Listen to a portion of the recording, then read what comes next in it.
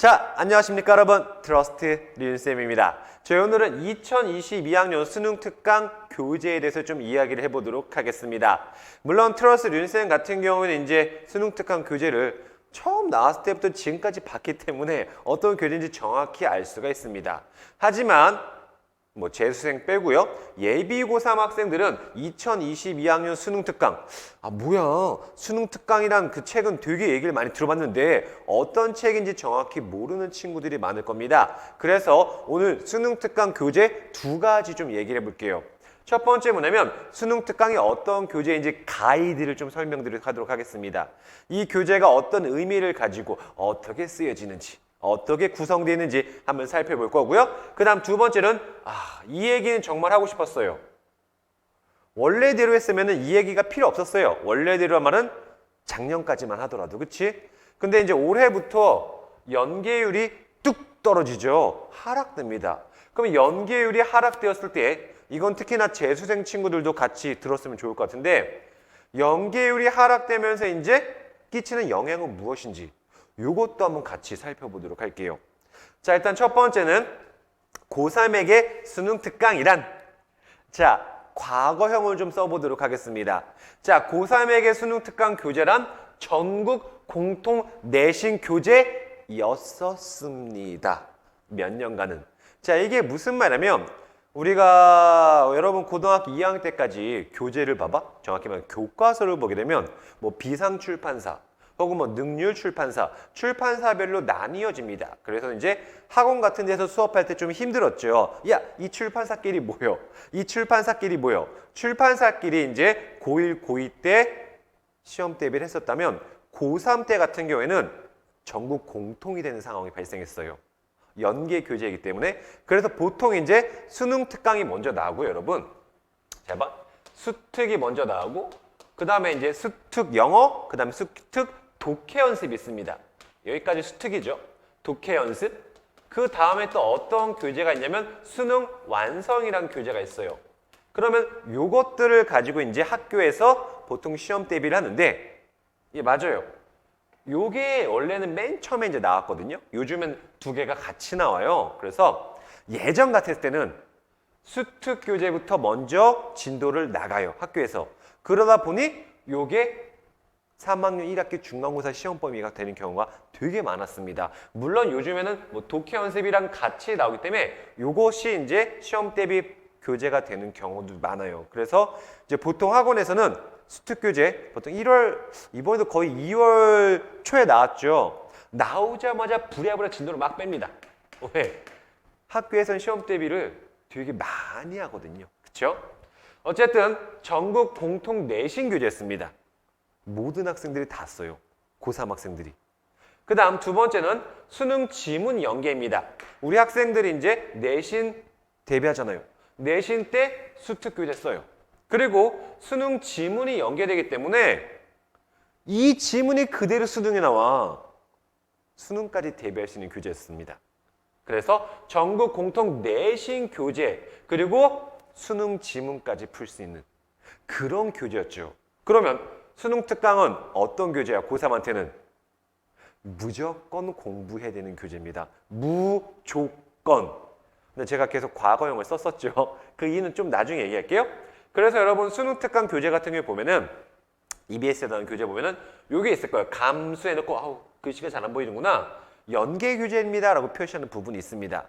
요 것들은 수능에까지 그대로 연계된다는 거죠. 그래서 고3에게 수능 특강이랑 혹은 EBS 교재란, 연계 교재란 무조건 달달 외울 정도로 공부해야 되는 그런 교재가 되겠죠. 자, 그럼 수능 특강 구성을 제가 좀 말씀을 드릴게요. 야, 이거는 좀 이런 말 해도 될지 모르겠지만 변함이 없어요, 솔직히. 네, 변함이 없습니다. 파트별 변함이 전혀 없어요. 일단 파트 1은 유형편이에요. 우리가 이제 목적 파악, 신경 파악, 분위기 파악 이런 거지, 그치? 이런 유형편인데 제가 하나 말씀드릴게요. 여러분, 선생님 제가 EBS 교재 말고 다른 교재로 모의사 준비를 했었는데 그때 유형편에서도 순서가 되게 비슷한데요? 네, 비슷합니다. 여기서의 순서는 어떤 순서냐면 100%는 아니야. 어떤 거냐 보통 모의고사 혹은 수능 문제의 순서와 되게 비슷합니다. 자, 무슨 말하면 우리 예비고3 학생들 17번까지 듣기 들었잖아. 항상 18번에 뭐가 나오니? 그래 목적 나오지 않았어요? 맞죠? 그래 목적. 그래 목적부터 나와요. 그래서 이 순서와 그리고 수능 문제 순서가 되게 비슷하다라고 얘기할 수가 있습니다. 그럼 물어볼게요. 1강부터 17강까지 구성되어 있습니다. 그럼 17강에 해당하는 건 무슨 문제? 당연히 작문 문제예요. 우리 모의고사 수능도 41번부터 45번까지가 작문 문제잖아. 똑같은 거야. 됐죠? 자, 이렇게 유형편으로 17강이 구성이 되어 있고요. 그 다음 파트 2는 주제 소재편입니다. 12강으로 준비가 되어 있는데 한 강당 총 4문제씩 구성되어 있습니다. 정확히 말하면 48문제 되겠죠. 선생님, 저희가 고등학교 2학년 때 공부 좀 하면서 유형편은 되게 많이 공부를 해봤는데 예, 맞습니다. 유형편은 시중 교재에도 많이 나와 있어요. 그런데 주제 소재편은 무슨 말입니까? 주제 소재편은 뭐냐면 저 이런 말 하고 싶어요. 진짜 영어 공부를 잘하는 친구들은 주제 소재편도 되게 많이 공부합니다. 백그라운드예요. 백그라운드. 배경 지식에 가는 겁니다. 예를 들어서 철학, 종교, 역사, 풍습, 지리 요 주제에 대한 빈칸 추론 문제. 이거에 대한 내용일치 문제. 즉 배경 지식을 여기에 한정시켜 놓고 이 안에서 요런 유형, 요런 유형 이렇게 푸는 거예요. 이해 가시겠죠? 그래서 얘는 배경 지식이에요. 배경 지식. 이 하나의 배경 지식을 놓고 각기 다른 유형들을 집어넣은 문제입니다.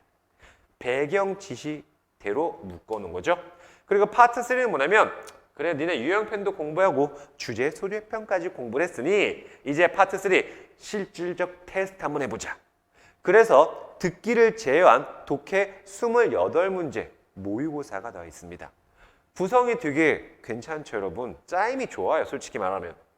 자, 그 다음 세 번째는 뭐냐면 아까 제가 말씀드렸듯이 수특 교재의 활용인데 수특 교재는 내신으로 활용될 수 있다고 말씀을 드렸습니다. 전국 공통이야. 정확히 말하면 전국 공통이었죠. 그쵸? 아마 근데 2022학년에도 별게 없다고 한다면은 그때도 혹시 올해에도 내신 교재를 쓰이지 않을까 싶어요. 자, 그런데 수특 교재가 이제 어떻게 되면 넓은 시험 범위가 나옵니다. 이런 말을 좀 해도 될지 모르겠지만 뭐 제가 있는 지역에서는 학교에서 만약 시험을 10강 혹은 12강 혹은 막 17강 수특을 이렇게 잡을 수도 있어요. 범위를 되게 많이 잡아요. 그런데 학교에서도 3월에 계약을 하고 3월 계약하고 4월 2달 만에 여기까지 진도 나가기 힘들어요. 그래서 학교 선생님들이 홀수범만 설명을 해주신다든지 아니면은 뭐 한 강 띄고 막 강 띄고 이렇게 설명하는 경우가 되게 많습니다. 진도는 빨리 빼줘야 되거든, 실은. 왜? 수능 특강 나가고 못 외야 돼. 수능 특강 독해 연습도 있어요. 이걸 다 학교에서 해석해 주기는 솔직히 좀 힘들어요. 그래서 이거는 뭐냐면 학교에서 모든 진도는 약간의 불가능이 있습니다. 그래서 이제 학원 홍보하는 게 아니에요. 미리미리 공부하세요, 여러분. 학원에서도 되게 빨리 진도를 뺍니다. 그래서 최대한 빨리 진도를 빼내. 그리고 나서 복습해도 와, 시간이 부족합니다. 자, 어쨌든 넓은 시험 범위로 대략 10강 이상이요. 기본적으로는요. 학교마다 차이가 있습니다. 꼼꼼하게 해주신 학교 있지만 뭐 선생님이 있는 제가 있는 지금 이 지역에서는 보통 이렇게 빼고 어쩔 수 없어요. 이거 진도 다 빼려면은 약간 듬성듬성 진도를 좀 나가는 경우가 많죠. 학교 진도 약간 불가능한 경우가 많습니다. 그 다음에 지문 변형보다는 문제 유형을 바꿉니다. 무슨 말이냐면 우리 이제 수능 특강에 지문 있어. 이게 이제 주제 추론 문제였다고 한다면 원래 문제가 그럼 이거를 이제 어떻게 바꿔요? 빈칸 추론 이렇게 문제를 바꿉니다. 그래서 문제 유형을 바꿔줘요. 그런데 이 지문이란 건 솔직히 만들기가 되게 힘들어요. 그래서 이 지문을 내가 진짜 수능 만드는 것처럼 싹 바꿔보자. 간접 연계처럼 느낌만 살려보자. 못 바꿉니다, 솔직히. 힘들어요. 바꾸시는 학교도 있습니다. 봤어요, 분명히. 힘들기 때문에 이 지문 자체를 되게 변형하기보다는 이 지문은 그대로 갖다 쓰고 보통은 이 문제를 바꿔줘요. 문제 유형을 바꿉니다. 뭐 주제를 빈칸으로 이런 식으로. 그렇기 때문에 여러분 수능 특강 당연히 내신 대비하는데 필수 교재라고 얘기할 수가 있겠습니다. 수능 특강은 내신에서 뭐다? 필수 교재다. 내신에서 무조건 필요합니다, 여러분. 내신 공부하는데 필수 교재라고 이야기할 수가 있겠습니다. 그럼 선생님, 수능 특강은 내신할 때만 쓰이나요? 절대 아니에요. 봐봐. 수능 특강은 아까도 말씀드렸지만 맨 처음에 연계 교재라고 해요. 이거를 또 라떼는 해서 옛날부터 하면은 옛날에는 진짜 연계가 되게 잘 됐어. 보통 저희가 이제 7문제가 연계가 되거든요. 작년 같은 경우에는. 근데 옛날에는 그것보다 연계율이 훨씬 높아가지고 와, 학생들 점수가 장난이 아니었어요. 그때 97점 맞으면 2등급이었나? 이 정도 점수 쭉 올랐죠. 그때부터 이제 연계를 살짝 이제 뭐 간접 연계다, 혹은 연계를 줄이면서 하고 있는데 그래도 작년까지는 정확히 말씀드릴게요. 작년까지는 7문제가 똑같이 연계됐습니다. 이런 거 우리가 뭐라 그래? 직접 연계라 그래요. 자, 보시게 되면 2021년 수능 기출문제예요. 29번 문제였습니다. 이 29번 지문이랑 이 지문 봐봐. 수능 완성 3강 2번 지문이에요. 지문 어때요? 똑같아요. 근데 어떻게 됐어? 어법 문제로 출제됐었죠. 어떤 문제였는데? 주제 문제였는데. 학교 내신처럼 수능이 7문제가 똑같은 지문으로 출제돼요. 그래서 학원 같은 데서 뭐냐면 내가 찍어준다 7문제 이런 게 되게 많았습니다. 그쵸? 몇 문제 중에 몇 개 나올 것 같다 이런 거 되게 많았어요.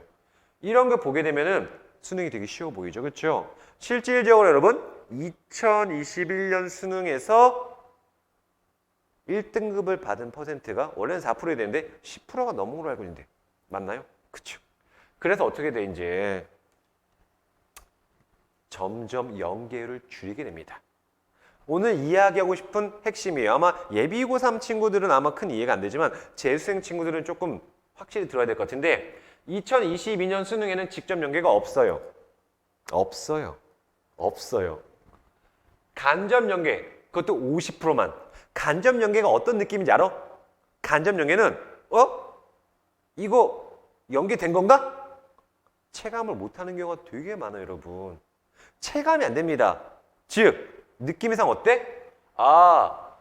EBS 나온 이 연계 교재라고 하는 것이 여러분들 이런 느낌 들 거야. 정말 수능에서 연계가 되었나? 이 정도로 느껴질 수도 있어요. 즉, 그렇게 쉽지 않을 거라는 거죠. 그쵸? 수능이란 게. 연계 교재라는 게 정말 수능이 연계가 되었나 싶을 정도로 연계됨을 못 느낄 수도 있습니다. 그럼 이렇게 생각하겠죠. 그러면 수특, 그냥 수특이라고 볼게요. 연계 교재. 이거를 공부해야 되나? 라는 생각이 들 겁니다. 자, 근데 저는 이렇게 대답할게요. 뭐 다른 분들도 유튜브에 올리는 거 봤는데 솔직히 제대로 안 봤어요. 어떻게 생각할지는 모르겠지만 저는 EBS 교재 공부해야 된다고 봅니다. 선생님은 뭐 수특 연계도 안 되는데 뭐하러 공부해요? 그럼 제가 공부해야 되는 이유 2가지만 얘기해 볼게요. 첫 번째, 내신 대비해야 될 거냐. 그렇죠? 내신에는 나올 가능성이 상당히 커요. 전국 공통이라고 말씀을 드렸잖아요. 여러분 학교 가면은 수능 특강 준비해와라고 얘기할 겁니다. 보통은. 그 다음 2번째, 이거야. 2번째 뭐냐면 그럼 공부 안 할 거야? 여러분 이거 봐. 저 연계율이 작으니까 저는 이렇게 생각하면 안 된다는 거야. 얘네가 이제 수능에 들어가는 연계율 자체가 감소되잖아요. 왜? 감소됩니다. 그렇게 되면은 수능이랑 크게 상관이 없는 거잖아요. 예, 맞아요. 그럴 수 있습니다. 나 그러면 공부 안 할래요. 근데 여러분 공부를 안 할 건 아니잖아. 공부는 해야 되잖아. 맞죠? 또 어쨌든 여러분들은 수능을 위한 영어 교재가 필요합니다. 맞죠? 그런데 제가 아까 얘기한 거 기억나요? 야, 짜임새가 좋아. 뭐야 몇 년 동안 짜임 바뀌지 않았는데요? 그것보다 그렇게 나을 방법이 없어요. 그 자체가 되게 좋습니다. 그래서 교재 완성도가 솔직히 높아요. 어쨌든 공부해야 돼요, 여러분. 맞죠? 그 다음에 금액도 저렴해요. 여러분 EBS 교재는 10,000원 넘는 게 없다고 보시면 돼요. 근데 여러분들이 시중에 가서 교재 사려고 한다면 기본 15,000원은 할걸? 그럼 봐봐. 어쨌든 우리는 수능 공부를 하기 위해서 영어 교재라는 게 여러분 필요합니다. 수능 공부를 해서 영어 교재가 필요하면은 영어 교재 사야 될 거 아니야. 그런데 EBS 교재가 교재 완성도도 좋아요. 금액도 저렴해요. 안 살 이유가 있어요? 없습니다. 근데 제가 하나만 좀 부탁드리고 싶다면 이것들은 이렇게 보자. 하나만 부탁드리면 여러분 EBS 이 연계 교재라는 것은 어떻게 공부하는 거냐면 얘는 기본 당연히 해야 되는 거예요. 그 다음에 이제 무조건 외부 교재를 공부하셔야 조금 더 탄탄하게 수능을 준비할 수 있을 겁니다. 자, 결론 내려드리자면 EBS 교재가 연계율이 떨어져요. 영어는 뭐 간접 연계에다가 50%까지 떨어졌어요. 이거는 연계되는지 안 되는지 몰라요. 그래서 EBS 교재를 써야 될까 말아야 될까? 써라. 알겠죠? 무조건 사서 공부하십시오. 여러분에게 좋은 교재가 될 겁니다. 그럼 저희는 나중에 다시 또 만나보도록 할게요.